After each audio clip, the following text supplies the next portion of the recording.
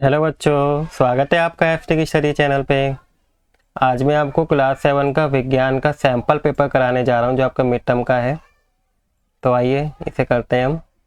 बच्चों, आपका जो पेपर होगा वो 60 मार्क्स का आएगा, जिसमें खंड का, ख, ग, ण होंगे। आज की इस वीडियो में मैं आपको खंड का और ख और ग के क्वेश्चन कराऊंगा, ठीक है।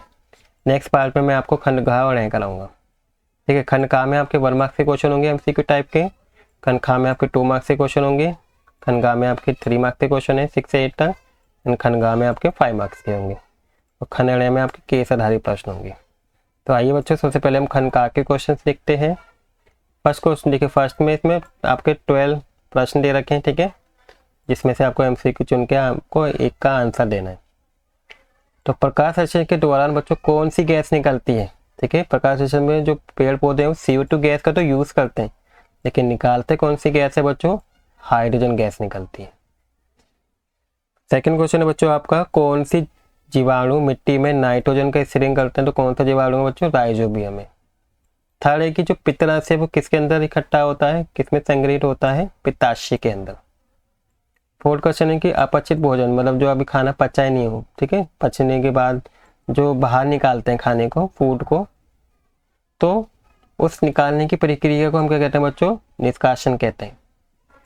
फिफ्थ बच्चों, एक तापमान के लोहे की छड़ है जिसका टेम्परेचर कितना है? 50 डिग्री सेल्सियस है।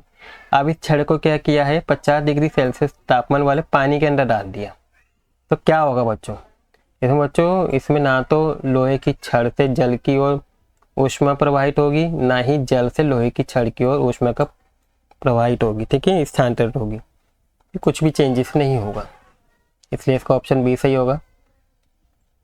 ठीक से बच्चों, जब कार्बन डाइऑक्साइड को चूने के पानी में प्रवाहित किया तब डैश बनने के कारण दूधिया हो जाता है। तो क्या बनता है जिसके कारण ये दूधिया हो जाता है? देखिए, क्या करें हम? चूने के पानी में किसको डाल रहे हैं? कार्बन डाइऑक्साइड को। तो क्या हो जाएगा बच्चों? कैल्शियम कार्बोनेट बन जाएगा, ठीक है। इसका आंसर क्या होगा बच्चों? कैल्शियम कार्बोनेट, सी। नेक्स्ट है बच्चों 7 की, जब नीले रंग के कॉपर सल्फेट को विलियन में लोहे की कील डाल दी तो अगले दिन विलियन का रंग कैसा हो जाता है? हरा हो जाएगा, ठीक है। 7 है बच्चों, इसमें बच्चों विलियन का रंग पूछा है ना, लोहे की कील का रंग नहीं पूछा है, विलियन का रंग, इसलिए इसमें हरा लगेगा, ठीक है। बहुत से बच्चे समझेंगे कि ये लोहे की कील की बात हो रही तो भूरा लगा देते हैं, कंफ्यूज हो जाते हैं। 8 क्वेश्चन बच्चों, भौतिक परिवर्तन में इसमें से कौन सी घटना हो सकती है? देखिए, भौतिक परिवर्तन में क्या होता है बच्चों? किसी वस्तु का आकार बदल जाता है। इसमें कौन सी घटना होगी बच्चों? आकार का बदलना वस्तु का। 9 बच्चों, निम्न में से कौन सी युक्ति समय मापने में यूज नहीं की जाती? समय को मेजर करने में कौन सी चीज यूज नहीं होती? प्रेशर कुकर का यूज नहीं करते हैं। 10 है बच्चों, निम्न में से वर्तुल गति कौन सी होती है बच्चों? वर्तुल गति कौन सी होती है? जो चारों ओर घूमती है, ठीक है, सर्कुलर पाथ पे। तो ऐसा कौन सा है बच्चों? सूर्य के चारों ओर जो पृथ्वी की गति होती है उसको हम वर्तुल गति बोलेंगे। नेक्स्ट बच्चों, आपको समय की SI यूनिट बतानी है। समय की SI यूनिट आपकी सेकंड होती है। 12 क्वेश्चन है बच्चों, निम्न में से कौन सी कार्बनिक अशुद्धि जल में पाई जाती है? तो कौन सी बच्चों? मानव मल, ठीक है, जो पानी के अंदर पाया जाता है। फिर बच्चों खंड खा आता है आपका। खंड खा में आपको बताना है सेकंड क्वेश्चन, एक पौधों की पत्तियों पर जो रंध्र होता है जिसे हम स्टोमेटा कहते हैं नामक छोटे से छिद्र होते हैं, इस रंध्र का आखिर कार्य क्या है वो बताना है। तो देखिए बच्चों, रंध्र का कार्य क्या होता है? गैसों का आदान प्रदान, जैसे ऑक्सीजन और कार्बन डाइऑक्साइड का आदान प्रदान करते हैं ये, और जल वाष्प को क्या करते हैं? उत्सर्जन करते हैं। ये आपका रंध्र का कार्य होता है। इसके बाद इसकी चॉइस में दूसरा क्वेश्चन दिया है कि सहजीवी संबंध किसे कहते हैं? इस संबंध में रहने वाले एक जीव का नाम बताइए। देखिए, सहजीवी संबंध उसे कहते हैं जिसमें दो जीव एक दूसरे के लाभ के लिए साथ में रहते हैं, एक दूसरे का फायदा उठाते हैं, ठीक है, उसे हम सहजीवी संबंध कहते हैं। जैसे बच्चों एक जीव है जो क्या करता है? प्रकाश संश्लेषण कर सकता है, दूसरा नहीं कर सकता, तो वो इसके साथ रहता है ताकि उसको उससे क्या मिल जाए बच्चों? भोजन प्राप्त हो जाए, ठीक है। और दूसरा उसको मान लो रहने की जगह दे रहा है, आश्रय दे रहा है, तो वो उसे भोजन दे रहा है, दूसरा रहने की जगह आश्रय प्रदान कर रहा है। तो ऐसे जीवों को बच्चों सहजीवी संबंध जीव कहते हैं, ठीक है। जैसे उदाहरण के लिए लाइकेन, इसमें क्या होता है बच्चों? कवक और शैवाल एक दूसरे को साथ रहते हैं। नेक्स्ट बच्चों 3 क्वेश्चन है, बरसात के मौसम में मशरूम अच्छी तरह से क्यों उगते हैं? तो इसका रीज़न है कि बरसात के मौसम में नमी ज़्यादा होती है जो मशरूम के बीजाणु के अंकुरण के लिए उपयोगी होती है, इसलिए वे अच्छी तरह से उगते हैं। फोर्थ क्वेश्चन है बच्चों, प्रयोगशाला तापमापी और डॉक्टरी तापमापी के बीच में क्या अंतर है। तो देखिए इसका आंसर देखते हैं हम। इसका आंसर बच्चों, प्रयोगशाला तापमापी में पारा दोनों दिशाओं में ऊपर नीचे जा सकता है, जबकि डॉक्टर के तापमापी में पारे आगे संकुचन होता है। ठीक है, जिसमें पारा क्या होता है बच्चों, नीचे नहीं लौटता।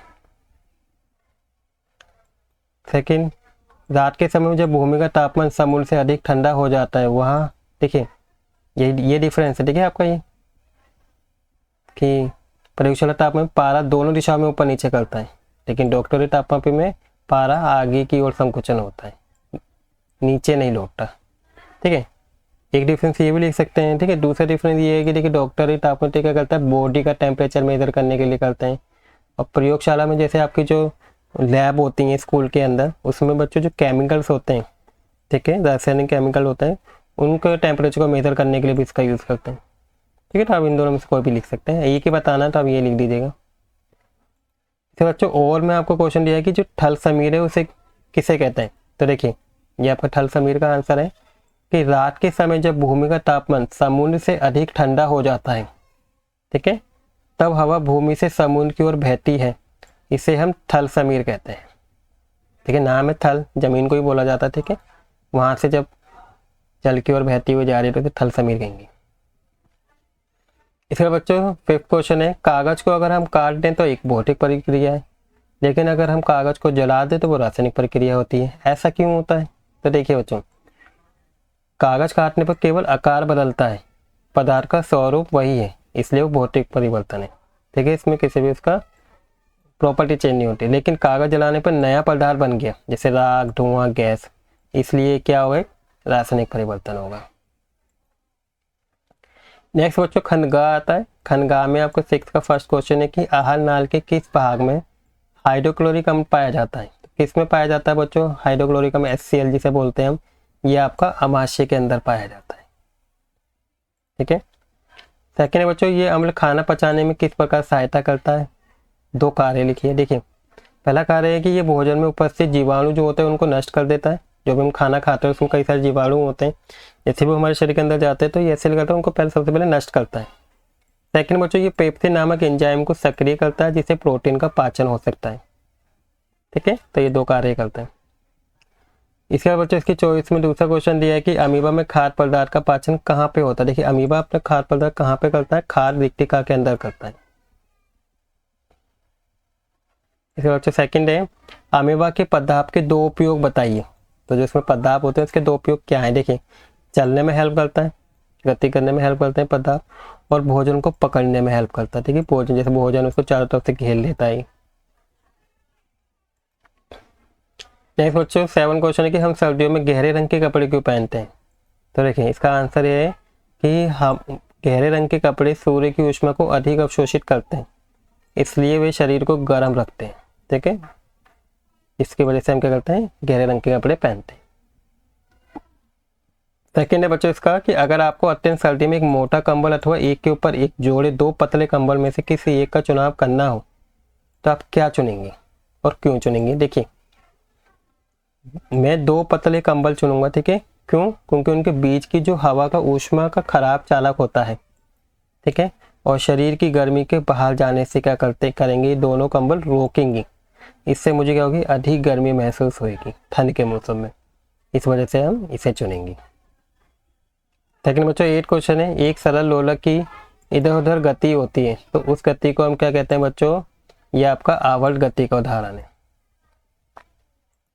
फिर बच्चों सेकंड है कि एक सरल लोलक 30 दोलन पूरा करने में 45 सेकंड लगता है, तो लोलक का आवर्त काल ज्ञात कीजिए। तो इसका आवर्त काल बच्चों कैसे निकालेंगे, कुल समय अपॉन में कुल दोलनों की संख्या, कुल समय 45 सेकंड है, दोलन 30 है, इसको इससे डिवाइड करेंगे तो आपको 1.5 सेकंड आ जाएगा आवर्त काल। इसके बाद बच्चों इसकी चॉइस में आपको ये क्वेश्चन दिया है, गति को परिभाषित कीजिए। ठीक है, तो हम गति की परिभाषा कैसे लिखेंगे, जब कोई वस्तु समय के साथ अपनी स्थिति बदलती है तो उसे बच्चों हम क्या कहते हैं, गति कहते हैं। ठीक है, जब उसकी स्थिति बदल जाती है। सेकंड बच्चों निम्नलिखित स्थितियों में गति का दूरी समय ग्राफ बनाना। जैसे सबसे पहले आपको बनाना है नियमित चाल से गति करता हुआ एक ट्रक। ठीक है, नियमित चाल है, उसकी चाल सेम है। तो देखिए इसका ग्राफ कैसे बनेगा, इस तरीके से करके हम यहाँ पे एक इस तरह से हम ग्राफ दिखा देंगे। ठीक है, यहाँ पे बच्चों दूरी लिख देंगे और यहाँ पे समय। ठीक है, यहाँ पे मैंने दिखाया भी, ये रहा, देखिए आपका ये रहा। ठीक है, यहाँ पे दूरी दिखा देंगे और यहाँ पे समय, और इसका ग्राफ बच्चों बिल्कुल सीधा ऐसे बनेगा। नेक्स्ट बच्चों, सड़क के किनारे खड़ी एक गाड़ी है, उसका ग्राफ कैसे बनेगा, देखिए उसका दूरी समय ग्राफ बनेगा बिल्कुल। देखिए ये पूरा नहीं है, इस तरीके से।